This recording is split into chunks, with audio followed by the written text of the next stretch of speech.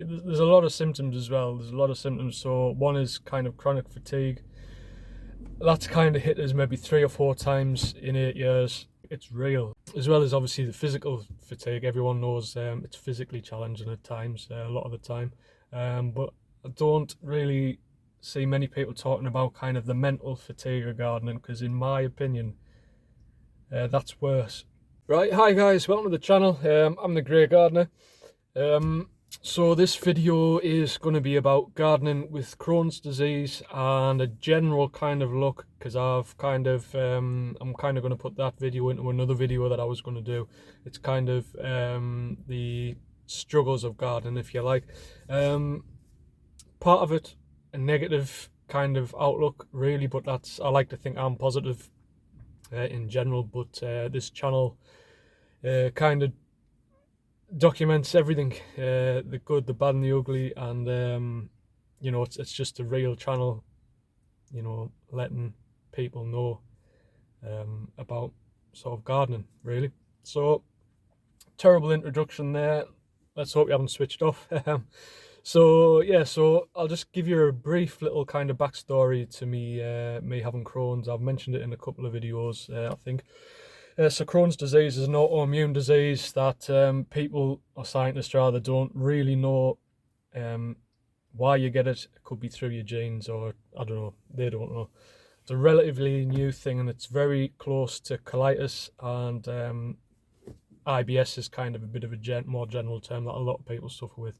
I guess the difference, I think, probably with Crohn's, and I might be wrong here, but Crohn's disease is your immune system attacking the lining of the bowel, which gives you a whole host of symptoms. And I believe IBS doesn't have that. I think that's what separates the two. Colitis, I'm not sure, because that's how my Crohn's is diagnosed. So I'm assuming those with IBS don't have that. Could be wrong. Diagnosed about 8 or 9 years ago now. It happened quite quick, so that the first week, I'd say, was absolutely terrible when the symptoms first came. I was getting a bit of pain in my side and stuff for a long time before that. That's what prompted us to go to the doctors. And then it really kicked in, and I remember 2 or 3 days where I couldn't leave the house. I was on the toilet the whole time. Couldn't lie on my side at night. I had to lie on my back, because if I moved over I would need the toilet. Couldn't like jog, because I would need the toilet. I would have to be walking and keep it kind of a steady, like, level sort of pace and stuff like that. And I thought, oh my god, what's this? Please don't let us be like this for the rest of my life. It's really scary. And obviously some people are. There's a huge spectrum of people with Crohn's, and I'm guessing colitis, where, touch wood, I'm okay at the minute. People are in hospital, in and out of hospital all the time. There's such a broad spectrum. And yeah, so got put on medication at the beginning, didn't really work. I eventually found medication that did work. It was an autoimmune suppressant drug, which made us clinically vulnerable during COVID. I wasn't doing this job then, so I was at home. That's when I got my allotment. So I was in the allotment all the time. But anyway, so I've been 5 months off that, because you're not supposed to be on it too long. You have quite serious side effects. So I've been off that 5 months, and I have to regularly submit like a stool sample just to monitor the levels of inflammation and stuff. I've had one minor episode since I've come off, where I had a really bad stomach and stuff, and nothing major. It was just a few hours of being on and off the toilet, basically.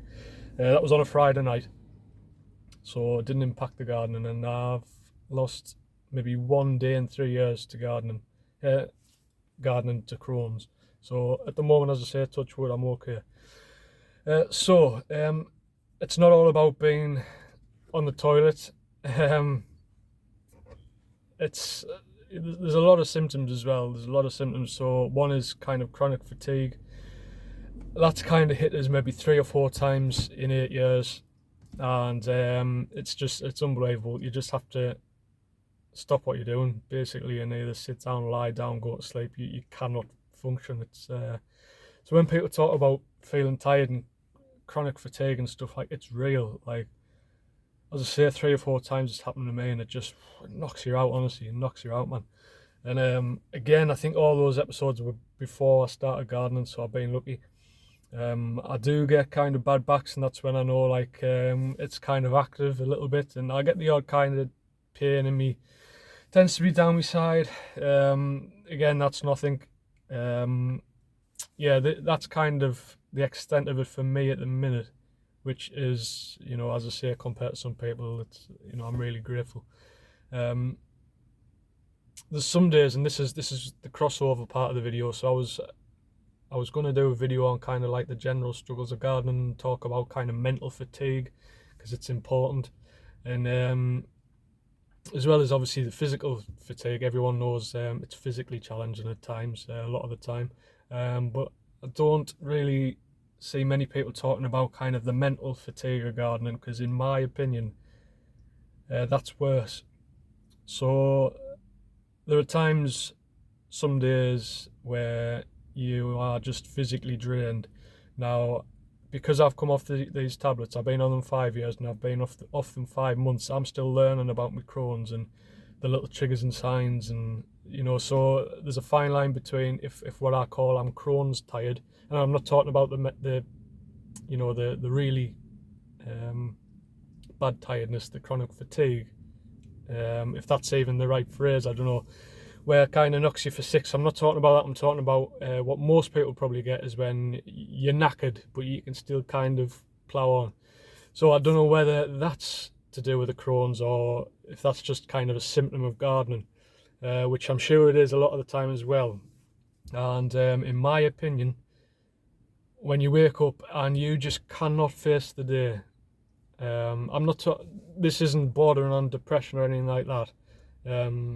You know, luckily I haven't had any kind of episodes like that, but mentally you just can't sort of cope with the idea of going out, loading your van up. Even if you've got an easier day, you know, if you're just doing kind of a few grass cuts and that, mentally you just kind of get your head around it. And I find those days way harder than if I'm physically shattered. And if you're both mentally and physically tired, you've got a problem, and you have to really plow on through. I'm sure, you know, I'm sure, you know, if you're gardeners and you know, you'll have had days like this, and if you haven't, you're obviously doing something right. I think diet's important, and that's not something I always get right. Drinking lots of fluids. I do try to drink a lot of fluids. So yeah, but your lifestyle, sleep is a huge thing. You know, our little one's 2-year-old, and it's only really been sort of 2, 3 months where we've really sort of cracked the nights, and she's sleeping a lot better. Because it was tough before. I mean, my girlfriend was breastfeeding, and I didn't really have an awful lot to do in the night, but you're still waking up, and when you're doing a physical job, you know, you do need your sleep and rest, and you don't really get that with a baby. So that was tricky. So yeah, so I'd say like the mental fatigue is one where I just find really tough, and it happens from time to time. It doesn't happen all the time. Maybe once or twice every month, every couple of months. So not bad, and something you can certainly live with. And I think it's, if you're a gardener and you're working flat out, you know, you're going to come across days like that. Excuse me, I've just had a drink there. So my question to you guys is, and it's a personal question, and obviously, you know, I'm not going to force you to answer it. Share it if you want to share it. Is anyone else living with some sort of chronic condition that makes life hard for you? Now, a lot of more symptoms of Crohn's, because I am a member of a Facebook group on Crohn's, and you occasionally, I've stopped reading it, to be honest, because I don't want to fill my head with all the stuff, but you come across certain threads of symptoms, and it just scares you. Like, people were talking about like problems they're having with the eyes because of Crohn's and stuff, and you know, it's, oh my god, like, I don't really want to read it. Until it happens to me, that's when I'll deal with it, if it happens. And that's the thing, I could go the rest of my life and just be how I am now, fine. I can eat what I want, drink what I want. I don't really drink alcohol, so that's probably a good thing. Don't smoke or anything. But yeah, like, or I could go the other way. I could deteriorate rapidly, and you just don't know. But I've decided not to read these things on you know, from other people who suffer with it, because as I say, it's such a broad spectrum, and it can be quite scary reading through. But yeah, if anyone's willing to share, kind of, if you have any problems that affect your gardening and stuff, it would be really interesting to read through. And anyone else with Crohn's or colitis as well, how does it affect you? How do you manage it? So yeah, just an interesting topic, I thought, kind of away from gardening, I suppose. I hope you've enjoyed it. Let us know if it's been boring. Let us know as well. This isn't going to be for everyone. So yeah, I'll leave that one there, guys. Thanks for watching as ever. Don't forget to subscribe, and I'll see you in the next one. Cheers.